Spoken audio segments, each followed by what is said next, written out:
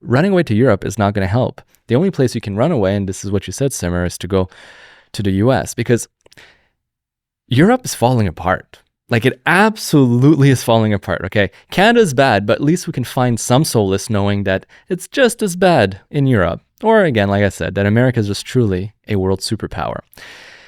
Here's 5 facts, 5 realities, brutal facts that shows just how bad Europe is compared to America. Number 1, and this applies to Canada and most of them, by the way, okay? So this could be like a mutual Canada-Europe thing. 1, Mississippi, which is the poorest state in the Union, is now wealthier than Europe's top economy, namely the UK, Germany, France, Italy, and Spain. Like, really, take a second to realize that the poorest state has a higher per capita GDP than the top 5 European economy. And by the way, this applies to Canada as well, because Mississippi is richer than all Canadian provinces. And I see you're smiling because I'm sure you've seen the same graph, but this is an important thing to note. 2, European spending power is collapsing. The disposable income for the average American is now 80% higher than the average is for a UK or French citizen, and 50% higher than it is for a German citizen. That's your spending power, man. That's like going to the grocery store. That is buying a phone. This is taking the bus. This is putting gasoline, petrol, in your car. It's 50% higher than Germans. And Germans are pretty industrious, but 80% in the UK, that's like twice as rich. All right. 3. Was there something you wanted to? NVIDIA is worth more than Canada.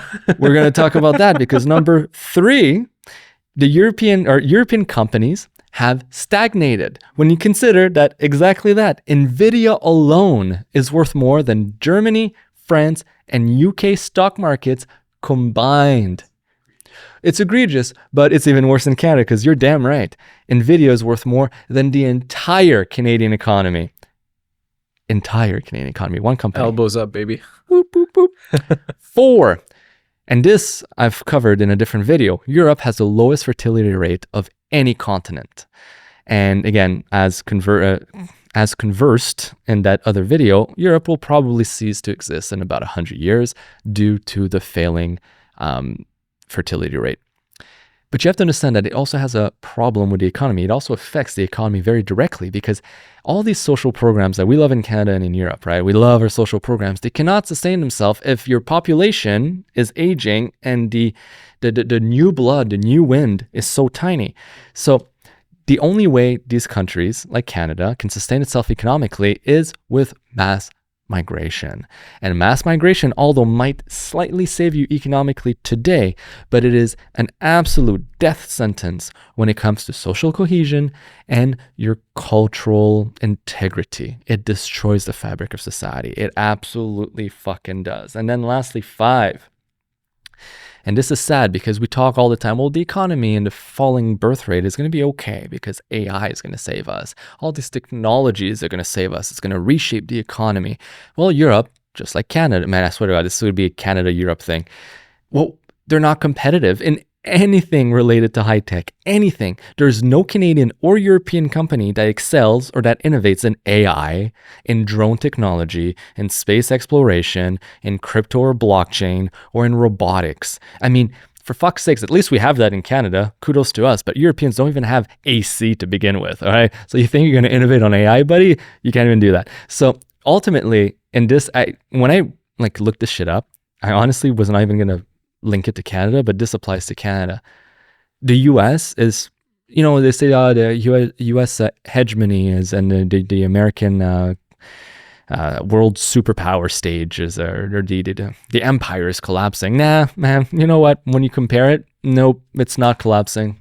Economic opportunity always wins, and the United States will always be a country that welcomes economic opportunity. Ain't that the truth? And then, was there something else you wanted to discuss that we missed? I think we covered a lot today. We did, and now we're from UK to Canada to the United States. An hour and a half. Well, Simmer, thank you for being here today. Always a pleasure. I'm loving these podcasts. It was great. And guys, you know what?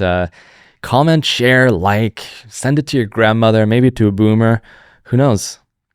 We're trying to fight the good fight. Out of curiosity and just like a little bit, not off the record, but slightly off the record, do you think we should like take this to the streets? Do you think we should like try to do some slight journalistic work, interview people, maybe have some debates? That'd be interesting. Yeah. You could be the Charlie Kirks of Canada. Yeah, well, I do own a bulletproof vest, and I might have to put it on because of the, if you're watching this and you're a big tough commando and security guard, and you want to come help us out, because dude, imagine we went to McGill University. Like, think about it. I don't feel comfortable going there. Well, you're in a better position than me because I'm just a cis white fucking man. You know what I mean? Like, you at least you can always hide behind like. What I'm not going to do the accent. I know you're Canadian, Canadian born, Canadian patriotic, and you're more patriotic than me. And this is the one thing I love. I don't know. You are, man. You are.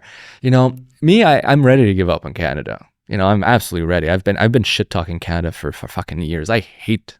Ooh, this is hard to say to probably some people to hear this. I hate Canada because it's taken away from me so much. But you still have hope for it, and I think that's beautiful, man. And I wish more people try to have hope for it. I wish more people were like you. Look, there is a way out. There is a way out. I don't like to be, we talk a lot about the negative aspect, but you have to remember that things can change. And we can always get better. We can always learn more and become better people and smarter people. We can learn from our failures. And look, if we get a strong right-wing conservative government that takes care of the economy, that prioritizes economic growth, that allows, businesses to come to Canada to grow. We have so many resources. We can blast through this debt. Yeah. We can blast through these deficits, but we need significant reform or it's not going to happen. If we do not take care of this government size, if we don't take care of this bloat, if we don't have a mental shift in this country to be more industrious, to respect industriousness and economic opportunity, to reform our tax policies, if we don't do that, we're not going to have this opportunity. If we do it, we'll do just fine. But it's going to take a big cultural shift. And I love the hope. And you know what? I love the hope. I hats off to you, my friend. Hats off to you. Like I said, I think about moving to the US all the time these days. I'm just looking at this country's economy, and I'm just like, okay, I could have hope, but I got to be smart about my survival. I want to have kids. I want to have a family. I want to have a thriving business that I'm proud of. I have a family business that my dad started. I love the work that I do. I want to be great at it. I want to be one of the best at it. And it's not going to happen in Canada. That's what I'm realizing day by day. It's not happening in this country. Yeah. And it's sad. I grew up here. You should not be punished for your ambition. And at least in the US, they will reward it. So I agree. My family came to this country with absolutely nothing. You asked me why I'm so patriotic. Mm-hmm. We came here with absolutely nothing. We have a beautiful life. We contributed to the system. And that system is being eroded before my very eyes. That's why I'm so passionate. That's why I made such passionate TikToks. People are like, oh, you're crazy. You're intense. Oh. You don't understand what's at stake, guys. Yeah. Like, just relax. But, and I think pay attention, please. It's why your voice carries so much power and strength. And I'm not talking about the tonality of your voice, although it is very manly, especially on these microphones. It's due to the fact that you're the prime example of what the Canadian dream is all about. You came to the country, your family came, not you because you were born here, but your family came to the country and made it better. It contributed to it, and it created, in kind, a better life for you guys as well. It was a mutualistic, beneficial relationship. And that's what's beautiful about it, man. So, all right, guys. We hope to get back there. Until next time.